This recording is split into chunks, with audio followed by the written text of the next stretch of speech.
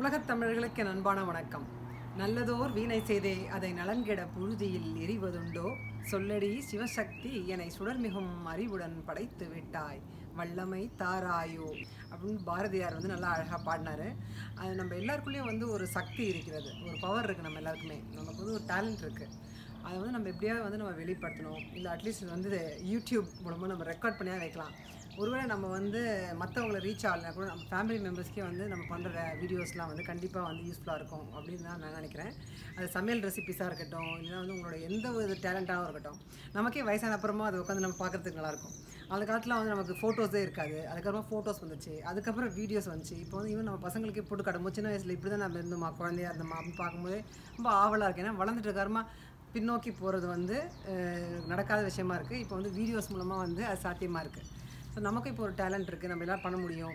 நீங்கள் நல்லா டான்ஸ் பண்ணுறதா இருந்தாலும், நீங்கள் நல்லா கிராஃப்ட் பண்ணுறதா இருந்தாலும், நல்லா எம்ப்ராய்டரி பண்ணுறதா இருந்தாலும், நாளைக்கு ரொம்ப வயசாகி கை நடுங்கும் போது உங்களால் தைக்க முடியாது, ஆனால் நீங்கள் அப்போலாம் பண்ணீங்களே அப்படின்னு சொல்லிட்டு உங்கள் வீடியோஸை நீங்களே பார்த்து ஒரு பெருமிதம் கொள்ளலாம்.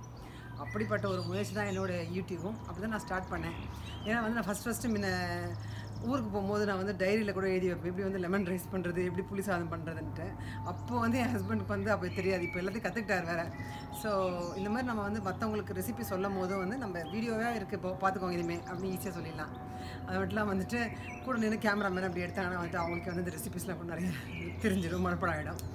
இந்த மாதிரி பல அட்வான்டேஜஸ் இருக்குது. ஸோ அந்த யூடியூப் பற்றி நீங்கள் எப்படி மேனேஜ் பண்ணுறீங்க அப்படின்னு நீங்கள் நிறைய பேர் கேட்டிருந்தீங்க. அதனால் நான் சில விஷயங்கள் நான் என்னுடைய யூடியூப் சேனல் பற்றி ஷேர் பண்ணலாம்.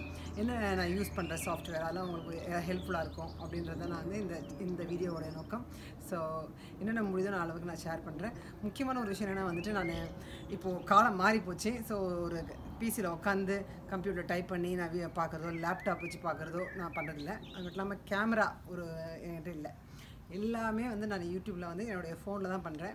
ஸோ என்னோடய ஃபோன் நான் iPhone 7 வச்சுருக்கேன். இதுக்கு முன்னாடி iPhone 6s வச்சுருந்தேன். So first half of the videos 6sலேயும், மற்ற எல்லா வீடியோஸும் இந்த iPhone 7 இதில் தான் நான் ரெக்கார்ட் பண்ணுவேன், இதில் தான் நான் எடிட் பண்ணுவேன், இதில் தான் நான் அப்லோட் பண்ணுவேன், இதிலே தான் நான் உங்களுக்கு கமெண்ட்ஸ்க்கு ரிப்ளை பண்ணுவேன். ஸோ எல்லாமே நான் என்னுடைய ஃபோன்லேயே தான் பண்ணுவேன். அதனால தான் சில பேர் நான் ரொம்ப ஆச்சரியமாக இருக்கும், அவங்க கமெண்ட் போட்ட அடுத்த செகண்ட் நான் ரிப்ளை பண்ணுவேன். எப்படி என்னென்னா கம்ப்யூட்டர் முன்னாடியே உட்காந்துருக்காங்களா அப்படின்னு நீங்கள் நினைப்பீங்க. பட் நான் ரோடில் நடந்து போயிட்டே இருக்கும் முன்னாடி ஒரு கமெண்ட் வரும், அதுக்கு நான் உடனே டக்குன்னு ரிப்ளை பண்ணலான்னு தோணும். ஸோ அப்படியே ரிப்ளை பண்ணுவேன். அதனால் சில சமயத்தில் நானே கொஞ்சம் டல் மூடில் இருந்தேன்னா உங்கள் கமெண்ட் அப்படி நோட்டிஃபிகேஷனாக வரும். அது எனக்கு அந்த டேவே கொஞ்சம் நல்லா இருக்கும். இதில் மாதிரி பல அட்வான்டேஜ் இருக்குது. ஸோ எப்படி ஃபோனை நான் யூஸ் பண்ணுறேன் அதான் நான் உங்கள்கிட்ட ஷேர் பண்ணலான்னு பார்த்துருக்கேன்.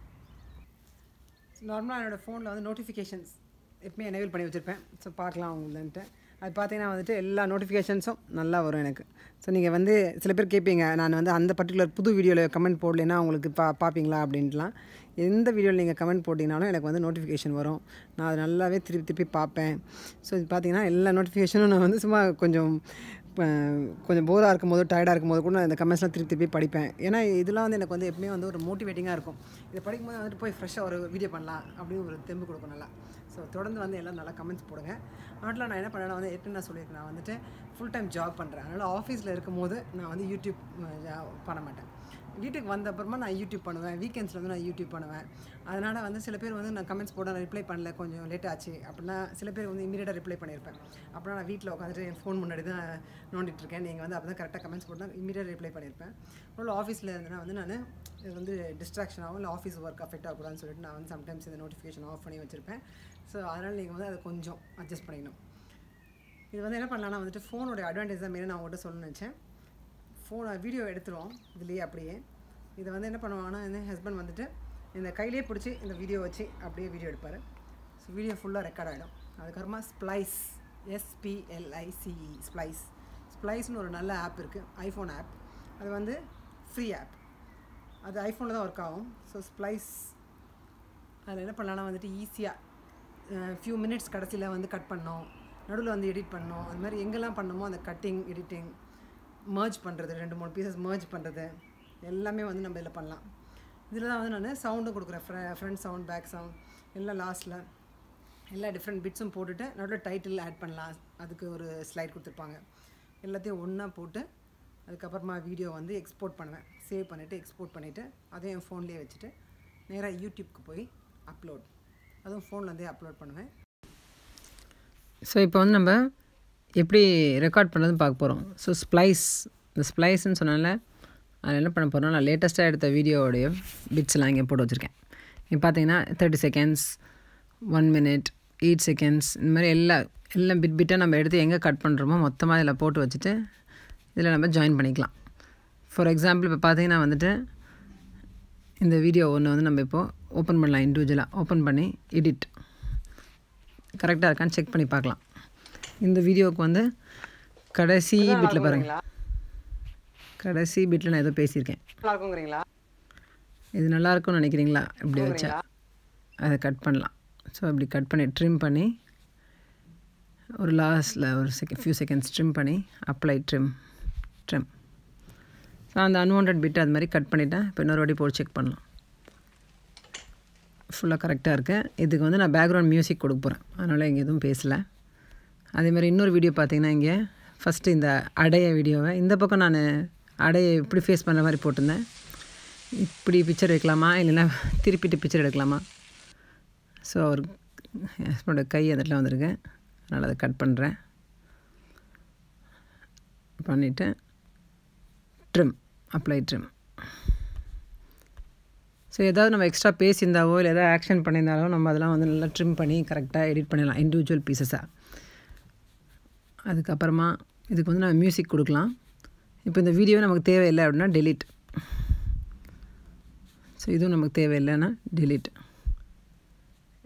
ஸோ எல்லாம் நான் செக் பண்ணிட்டேன், இப்போ இது கரெக்டாக இருக்குது. இதுக்கப்புறமா நான் வந்து ஃப்ரண்ட்லேயும் லாஸ்ட்லேயும் ஒரு பிட் ஆட் பண்ணணும். அதை வந்து தனித்தனி பீசஸாக போட்டுருவேன். ஸோ தேங்க்ஸ் ஃபார் வாட்சிங். அதை வந்து தனியாக இங்கே போட்டிருக்கேன், கேளுங்க.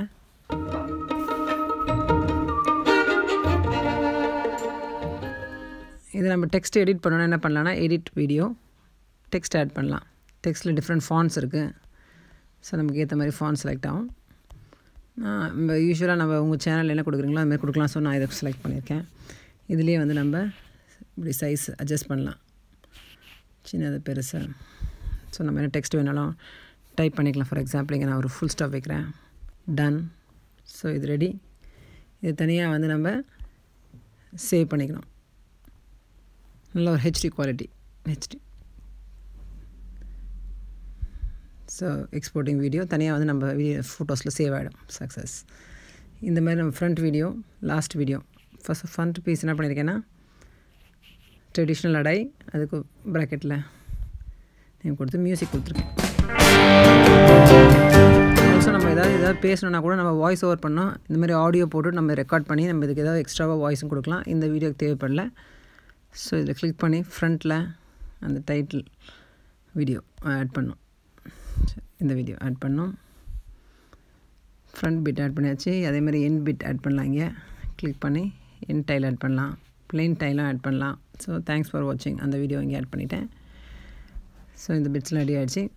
இதுக்கு முன்னாடி நம்ம எங்கேயாவது இங்கே வந்து ஏதாவது ஒரு எம்டி டைல் தரணுன்னா கூட டைட்டில் போட்டு பிளாங்காக ஏதாவது டெக்ஸ்ட் டைப் பண்ணலாம். ஃபார் எக்ஸாம்பிள் நான் வந்து இன்க்ரீடியன்ஸ் தனியாக டைப் பண்ணோம் அப்படின்னா இன்க்ரீடியன்ஸ் இந்த மாதிரி delete பண்ணி டைப் பண்ணலாம் ஈஸியாக. ஸோ இவ்வளோ ரைஸ் 3 cups அந்த மாதிரி ஜஸ்ட் உங்களுக்கு எக்ஸாம்பிள் தான் காட்டுறேன். நான் யூஸ்வலாக இந்த மாதிரி தனியாக ஒரு டைல் போட மாட்டேன். ஸோ அது delete பண்ணிடலாம், அது நமக்கு வேண்டாம். இருக்கிற பிக்சரில் எது கம்மியான சவுண்டு இருக்கோ அதில் நான் இன்க்ரீடியன்ஸ் டைப் பண்ணுவேன். ஃபார் எக்ஸாம்பிள் இதில் பார்த்தீங்கன்னா 0.8 செகண்ட்ஸாக இருக்கு இல்லையா, இந்த வீடியோலேயே இன்க்ரீடியன்ஸை சொல்லிடலாம். ஸோ இன்க்ரீடியன்ஸ் யூஸ்வலாக நான் தனியாக எடிட் பண்ணுவேன், இல்லை என் ஹஸ்பண்ட் எடிட் பண்ணுவார். இன்றைக்கி வந்து உங்களோட சேர்ந்து எடிட் பண்ணிகிட்ருக்கோம். ஸோ அடைக்கு என்னென்ன இன்க்ரீடியன்ஸ் வேணும்? ரைஸ் 1.5 cup எடுத்துக்கிட்டா, 2 dal half. இதெல்லாம் பெருசாக டைப் பண்ணுறோம் இல்லையா, இப்படி சைஸ் அப்படி கையில் வச்சு நம்ம ஸ்ட்ரிங் பண்ணி சைஸை கொண்டு வந்துடலாம். இது சென்டரில் வேணுமா சைடில் வேணுமா? சைடில் இருந்தால் ஒயிட் ரொம்ப மர்ஜ் ஆகுது. ஸோ இங்கே வச்சிங்கன்னா கொஞ்சம் பிளாக் இப்படி வரும். ஃபேஸ் கொஞ்சம் ஹைட் ஆகாமல் இப்படி சைடில் வைக்கலாம். அதில் இப்படி ஹேண்ட்லேயே ட்ராக் பண்ணி கொண்டு வந்து இங்கே சென்டரில் ஃபிக்ஸ் பண்ணிடுறேன். அதுக்கப்புறம் இது ஒரு வாட்டி போட்டு செக் பண்ணி பார்ப்போம். எடிட் த வீடியோ எப்படி இருக்குன்னு போட்டு பார்க்கலாம். பெரிய மிக்சியில் போட்டு நம்ம நல்லா அரைச்சி வச்சுக்கேன். Ingredients okay.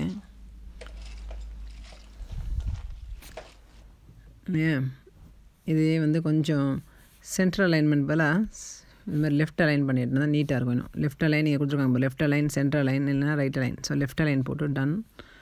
இப்போ லெஃப்ட் அலைனில் இங்கே இருந்தால் கரெக்டாக இருக்கும். நல்லா ஒரு பெரிய மிக்சியில் போட்டு நம்ம நல்லா அரைச்சி வச்சுக்கலாம். ஓகே.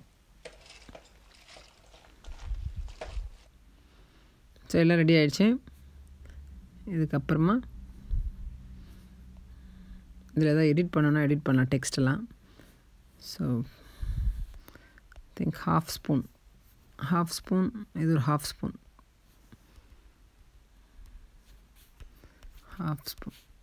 ஓகே.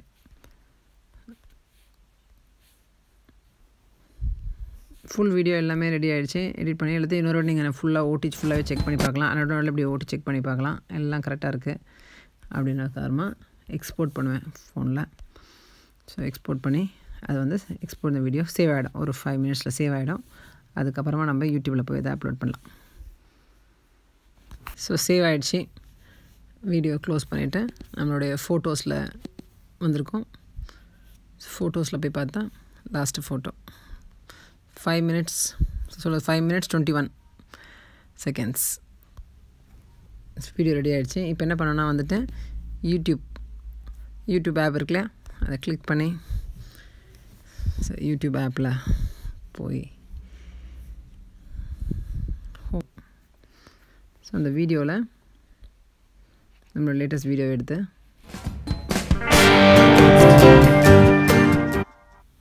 அதுக்கு ஒரு title, description, easy and tasty recipe,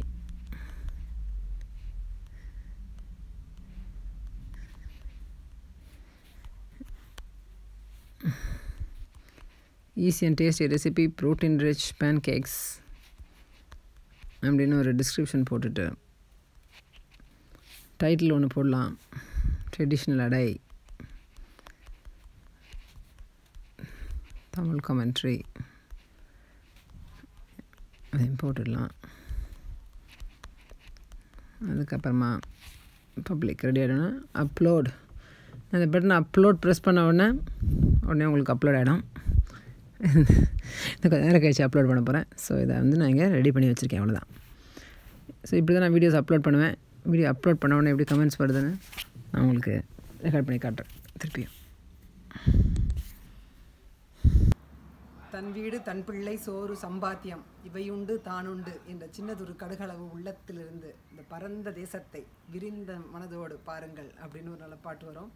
so இது வந்து என்னென்னா வந்துட்டு நமக்கு மட்டும் அந்த வீடியோஸில் ஹெல்ப்ஃபுல்லாக இல்லாமல் மற்றவங்க எல்லாருக்குமே வந்து ஏதாவது நம்ம ஷேர் பண்ணுறோம் அப்படின்ற ஒரு நல்ல ஒரு ஃபீலிங்கும் நம்மளுக்கு கிடைக்கும்.